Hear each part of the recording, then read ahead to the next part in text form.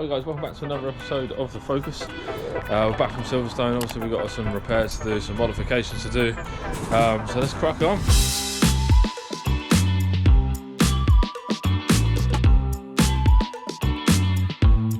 Right guys, so a quick update. Camera's been flat, so I've been cracking on with a few things, so I'll update you on them. Stuff that we've done before, so we don't really need to watch it in too much detail. But I've got a new set of hubs. Obviously I've taken all the hubs and everything off because we ground the hub down to make the disc fit, etc. So I've got a new set of hubs. I put the bearings back in. Obviously these haven't been ground down because we didn't know if it's exactly true. Jay did his best, and to be fair, it's pretty spot on and it worked. So that was the right result. But obviously we want it sort of precise because any sort of movement and stuff, we don't want any extra damage or rubbing or any of that malarkey. Yeah, so we've got a new set of hubs. The caliper brackets I've had machined down. So these are now machined down 5mm to give us our clearance. So you know, there's loads of meat left on them, and that's and they've been done in a mill, set dead flat, so it's exactly 5mm completely flat across it. So that'll give us our disc space away from the arm, so the disc won't be rubbing. I haven't put it back on because I've got a little gift on the way, which I'll show you shortly. We have purchased some plastic windows. I have put this side in already, but I will do a walkthrough when I put the other side in. Give me an insight on how to do it, so I can show you how to do it exactly without all the faffing around. Obviously it's made it a lot lighter. Big faff trying to get the sound deadening off the door. I hate that crap. It's a nightmare to get off. Obviously we've taken the window out and all the mech and all that good stuff. Lightened it right out, need to hoover it out. I did start drilling holes in the bottom, well, started drilling a hole to try and lose a bit of extra weight across the bottom. My drill's not man enough, so I kept dying doing that, so I need to get another drill, and then we'll continue doing that. I'm still debating taking this crash bar off the door. The problem is I'm going to have to cut it. It's touch tight to the door, so any mistake that I'm going through the door, I'm not a big fan of that. And then it looks like it's tiger seal glued to the door as well, so that'd be even more fun trying to get that stuff off. So we'll see how we're doing for time. I think we've only got 3 weeks as it stands at the minute until we head to Castle Combe, so we may leave that to another day because we've got some big stuff to crack on with and get this car ready.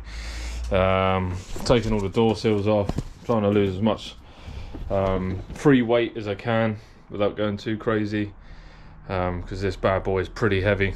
I will show you under the back a bit later on, but if you cast your mind back to previous episodes, we found out this had a tow bar on the back, so I've unbolted that and removed all that because that was a lot of excess weight I didn't need. There's probably a good 10 kilos in that bar, so I've taken that off, and I've taken off the diffuser, the bottom of the bumper. It's not a diffuser, it's just a bit of plastic that looks like that, but again, that's kind of more acting like a parachute, so I took that off, some airflow. It won't make masses of difference, but it will make a little bit of difference in drag terms, but I'll show you that when I get to the back of the car. I can't really get to it at the minute. And I've started obviously taking some of the sound in and out the back. I hate that job, as I've already explained. But once I get the front back together and I can wheel it out, I'll carry on with that because I can't really get to the back and do it at the minute, and get all the stuff out the car because this is a big garage. Ain't that big when I've got all this stuff. So yeah, let's crack on. I'll show you how to get the other plastic window in the other side, and I've got some bits on the way which I will show you shortly. So first things first, obviously this is a race car, so the door card's already off, but check back on one of the previous videos. I may have said how to take door cards off. I'm not 100% sure on that though, and I'll be honest, can't remember that well. I think it was a couple of screws and maybe a lot of clips, and you just pull it off. I think it was pretty quick, pretty easy. Obviously I need to remove my door handle, take the door handle off and all the switches and all that stuff. Remove all these cables, ready to take this bit off. Once you've done all that and all that's prepped to go, literally take these bolts off here. So I'll take all them out, and then I'll show you the next step. Right, so once you've got all that ready, you've got all your bolts out running outside, Around there you've got 3 little plastic tab things, just push them in the middle, that releases them, and you just need to peel this off. It's not stuck, it's just there's a rubber seal around it, and obviously over the years and that with being bolted it's just not stuck to it, but you know what I mean, there's a bit of suction to it, so just peel that off. Right, and then once you peeled it away a bit, don't pull it right off. Take this time now to unclip the electrical plug from the door lock, and then you can pull that out of the way, and then feed your door handle cable through the, I don't know what you can call this, metal door card. Once you've done that, you can't pull it right out because the mechanism and everything is attached to the framework for the window lift. So what you need to do is lean in. There's 2 10mm, there's one underneath that cable there, and there's another one down there, just about to see it. They clamp the window, so you need to unbolt them, and then you can lift the window out the way, take this away, and then you can take the window out afterwards. Well, once you've done that, so I've unclamped that, window's free. Make sure you feed your electrical cables back through your tiny hole, so there's no messing around once you've lifted the window, because I think it's a little fiddly, which is why I can't film them doing it, because I need to hold the glass up, pull this out, put that on the floor, and then pull the glass out afterwards. Right, so this is this bit out. Which is, according to me, window's still in there. To get the window out, you need to go up. You need to go up and out of here. Or up, and then out of the frame of the door. Because there's no guides and stuff on it now, it won't. You can slot it out of its slot, if that makes sense, and then just take it out. Hopefully that makes sense. Right, and there we have it. One window removed. Down there, exposing door card. So I'll put that safe to one side.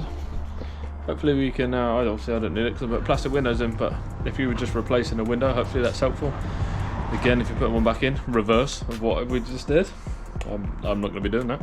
But I've just clamped them back in the framework for now for safekeeping. Hopefully, I don't know, someone's got a smashed window or something, and stick it on the old face bay and see if someone will purchase it. But yeah, there we go. That's how we remove the window. Right guys, so that's the window out. Happy days. What I'm going to do on this one, which I didn't do on the other one, is remove this sound deadening first. I was a bit petrified last time that obviously using the heat gun, because everyone says use dry ice, but how the hell you use dry ice there, I have no idea. And dry ice is a bit of a pain in the ass, but so heat gun and a scraper. I was petrified last time on the window, obviously I was heating it up, the window already in there, and I didn't want to, just thought, I don't know what heat it can take, but I was a bit worried about it. But so I'm going to do it before this time, before fitting the window. So yeah, just crack on and do that. Pretty boring, and I hate doing it, so yeah, I'm not going to bother filming that because that's boring. Right, so we have it, sound deadening removed. You can see the kind of slicing tactic, no, I don't approve of that one, didn't really work. Just needed to warm and push hard with a scraper in the end. This is just like the residue left over, so some good tar remover. Most of that will come off, but we'll do that later then. Right, next step. Okay guys, so what we need to do now is remove the seals off the door, top of the window. It exposes this. Oh, I can see on the camera, but it's like a box section there. Neat trick. I got told by Rory from Project Zero Racing how to mount these. So you can just use this little box section here. We can pre-drill some holes. So yeah, we can use self-tappers or tech bolts or whatever you fancy to attach it through there. So once you've done that, all I do now is just fold up the cellophane or protective coating on the plastic window. So it's just at the bottom, and then we'll wedge the window up in the door, and then we can mark out where we want to drill our holes. So there we are guys, just wedge the window up into the door, into the full-on seal at the top, so it's in the correct place. So it can't go any higher. Just like so. And on the inside, just where that box section is in there, we're just going to mark along there. 5 holes, obviously one in the middle either side, and then 2 to fill the gap in between. More than enough to hold it. I think I drilled more holes that side, but then once I put 5 in, that was more than enough. So yes, so that's what we're doing here. Drilled the holes along the bottom edge of the window. So I'm just going to fit the window back in now, and then mark on the door. Drill the door. Well, a little pre-drill. I'm using tech screws. but just make it that little bit easier. I just pre-drill it a little bit, just so I can get the tech screws to line up, and then poof, there we go. Right, so we've pre-drilled all our little holes in that little bit of box, if you like. So now also we're going to go for the final fit, so I need to remove all this, which needs, on these ones I've got the GT slider, so I need to remove all the slider and stuff, and I can fully take all this off. So we'll do that, then we'll plonk the window back in, and then screw her on. Right, so we've got the window back in. What I'm going to do is put this seal back on the front here, and then when I screw it, put the torque screws in and screw it on, it'll clamp that seal to the window and give you a bit more of a seal and keep some of the water out, hopefully. I've also been given a tip of putting a beaded tiger seal or sealant down there and then screw it on. Again, this is a race car, so it doesn't really bother me too much. I'm just going to put that seal back on, and then leave it like that. Water goes down there as a drain.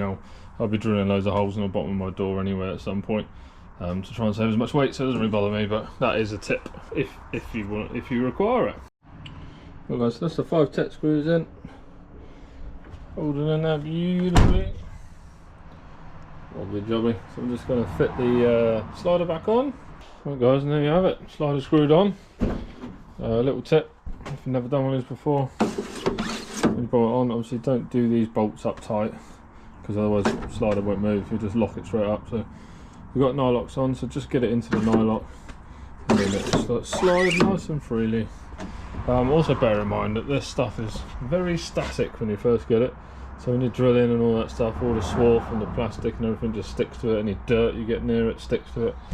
But that's only when they're new. It does stop becoming static after a while. So yeah, happy days. Right guys, so we have race car parts. Check them out. So say a massive thank you to Rory from Project Zero Racing. Awesome deal on what looks like a brand new gearbox, but it's just a fully refurbished Focus ST gearbox with a fully serviced 3J plated diff set to 100mm. So this should really sort out some of the issues we're having on the track. Also with that, awesome deal on a RS dual mass flywheel and RS clutch. Obviously I'm not making masses of power with this thing, so the RS clutch will do.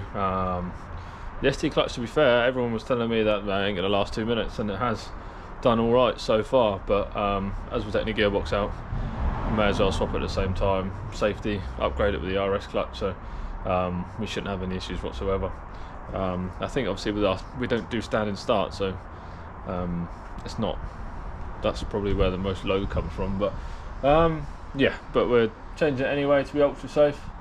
So yes, so we've got some new parts to get on. Right guys, here we go. We're going to make a start in removing this gearbox. So I need to remove quite a lot of this stuff out the way so I can access the top of the gearbox, so I can undo the bolts and linkages and all that, etc. So we'll crack on and get that stuff out the way, and then we can get underneath and remove the drive shaft, drain the oil and all that kind of good stuff. Get it prepped, ready to go. Right, so a little update. Remove the start motor. Oh, looks a bit of a mess in there at the minute. Disconnected the gear linkages, so I'm just going to take the 2 top bolts off and then disconnect any cables, any straps that go into the gearbox, and then I think everything else will be from the bottom, apart from the clutch line, which I'll leave till last, which is underneath there. So we're not chucking, well, brake fluid everywhere until we need to. So yes, we'll crack on with that. Jay will be here soon, and Nick's also coming, so we can finally get this gearbox out swapped, clutch swapped, and all the rest of it. So I'm going to crack on until they get here, getting everything ready, drop the gearbox oil, take the drive shaft out, remove anything else that I can to make the job as quick as possible when they get here. I can't just take it out because I haven't got enough trolley jacks or stuff to hold the engine up, etc. to do it, so I'm going to have to wait till Jay gets here before we can get it out. The only question I have is if we're going to be able to have to drop the subframe or not, because it looks like it's going to be damn close. I'm not sure if we're going to get around this part of the subframe, but I'm sure Jay's done these before, so I know anyway. If not, we just have to see if we can drop one half of it down or whatever, but Jay's the man here, knows exactly what we've got to do, so yeah, I'll crack on. Right guys, so update. Put the driver's side drive shaft out. Passenger side's still in. Unfortunately, all the tools I've got, I can't seem to get it out. So see what Jay's got, see what wisdom he has to try and get it out. And to get a drive shaft puller tool or something, because there's just not a lot of room in there to actually get anything behind it to try and pop it out. So we'll see what Jay's got before I try and make something and get it out. I've loosened off my oil cooler, moved that over to give me the pipes underneath more room, so I pushed it over towards the engine so not underneath the gearbox. Taking a hard boost pipe off underneath, give us more room. Taking the rear gearbox mount off, that's down there. Standard one has got quite a lot of movement in it, so I mean that's a general upgrade anyway, so I will be looking to upgrade that because I did have quite a lot of movement than I anticipated. I've taken all the gearbox bolts out bar 3. 3 easy ones underneath, well, 1 left, 1 right, 1 under the middle, just to give it support until we Jay gets in. And then I've just got the gearbox mount on this side to undo and hopefully pop her off, and hopefully that subframe don't get in the way. But it looks like there's room, but until we do it we don't know. So just waiting on Jay and Nick to rock up now. Again, I just don't have another trolley jack, otherwise I'd probably give it a whirl, but yeah, so wait for them and then we'll crack on. Jay's here, everyone. Say hi, Jay. So Jay's arrived and said we need to take the subframe down. So we got to undo loads more shit to get the subframe down. So we're just cracking on doing that. Just to give us loads of room, subframe down. Yeah. Oh, sorry, but it's got to come down. It's in the way. In the way, make things a bit easier for us. See you in 5 hours. Right, wow. 1 frame out. 1 subframe out. Makes a little bit of room though. Yeah. No. Yeah, loads of room to get the gearbox out now. No messing about.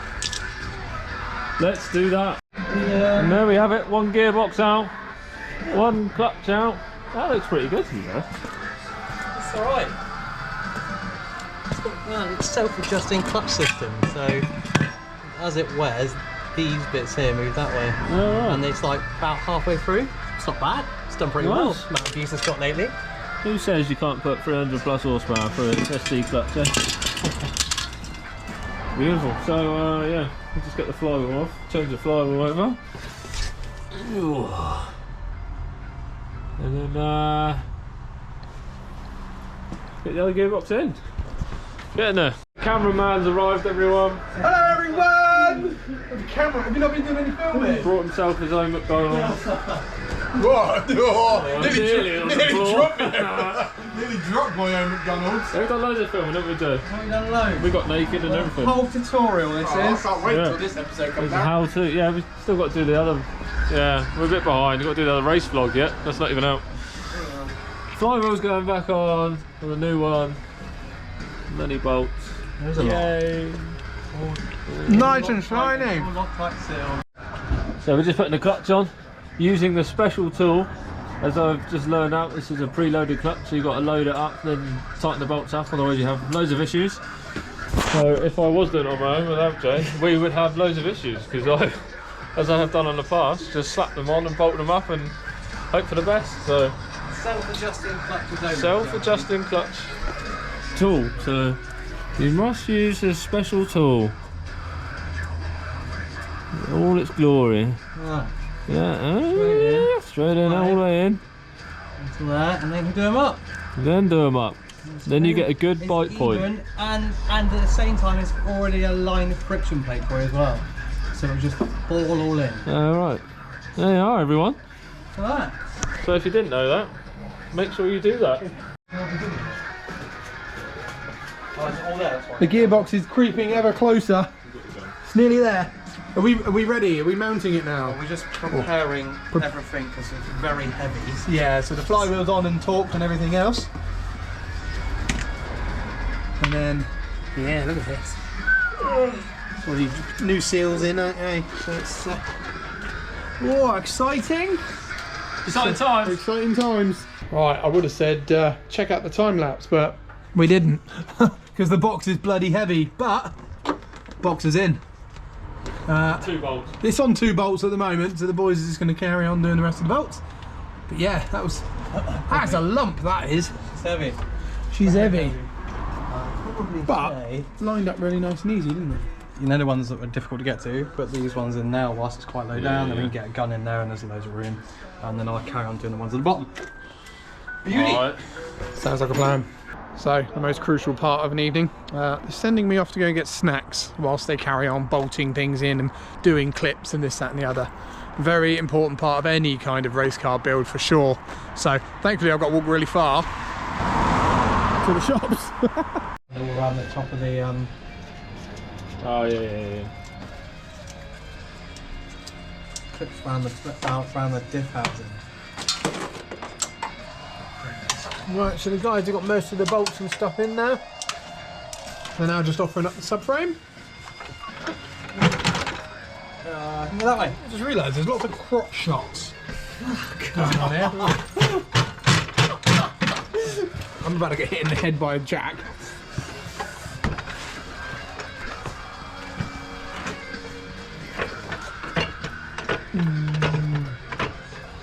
That's in. Steph, you look like a seasoned pro of working that shaft there, mate. That's it's perfect, yo. She was a bit tight, you're a bit concerned there, Jay. It's very questionable. I don't understand why it's so tight, but maybe Because it's a racing car. just the splines was really. Tight tolerances. New Apparently splines. So New splines. New goodies. that's not right. Right there, Jay. There's lots of effing and jeffing going on over here. I just have issues with. How's this one? Yeah, that's tight. So the boys are getting all Steph's working on the top half here, but he's now just gone under here. I think he's doing hubs. Hubalicious there. And then yeah, Jay's just at a position where he's going to. He's trying. This is how tight this is. Look at this. This is. Here you go. What? Oh. Glued it in there. So yeah, so Jay's trying to get the filler bung out, and unfortunately, it's not moving very well. But it is also in a really awkward position. Oh! Sounded like it hurt. Fucking hell. This guy's a dead off. This is absolutely ridiculous. What? I got that all on camera. You bouncing your elbow off the floor. Oh, did it go though? I'll either snap the socket or I'm done. I'll find out in a minute. Is it moving? Yeah, it's out. Hey! Oh my days. This is what success looks like, people. Woo! Oh, mate. That was super tight. Well, I guess I didn't want it to come undone. No, true. More progress. Look at this. Got brake disc on. Is that fitted up all right now with those new spacers? Oh yeah. Tightened up. Oh, good timing then. So you may have seen our woes of Silverstone and Jay having to do the hodgepodge of the hub. Well, Steph's done, now had the bracket machined and new hubs fitted, so just his first fitment to make sure.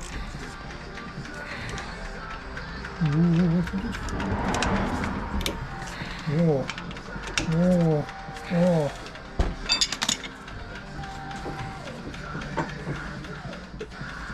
Fucking diff's tight. Turning this side. Huh? It's turning this side. Nice. Clearance actually. Does it look good? Come on, big strong boy. The torch.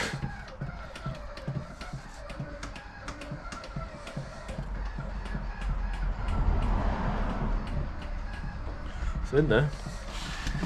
That's good. So we think as well in Silverstone, I don't know if it was in the last vlog, but obviously Jay did a tremendous job with a grinder and in the paddock of a racetrack. But Steph was suffering from like a bit of pad knock-off, so we wondered if it was just slightly moving. So now this has been professionally machined, we know it's square. I think we nailed it. I think you nailed it. Look at that. See, I'm not just a pretty face. That was a great idea from me. Just saying. I'm taking credit for that. What's going on over here, Jay? Pumping. He's pumping. I'm pumping new fluid then. Pumping the fluid in the... Look at this. Thick stuff like jam. So close. So close. Was it just a hub on and then bleed clutch and ready? Yeah. And then one induction pipe. Oh, and an induction pipe. Boys have done good. It's currently, what, 8 o'clock-ish? 8:05, so yeah. Right then guys, update. It's a bit dark now, sorry.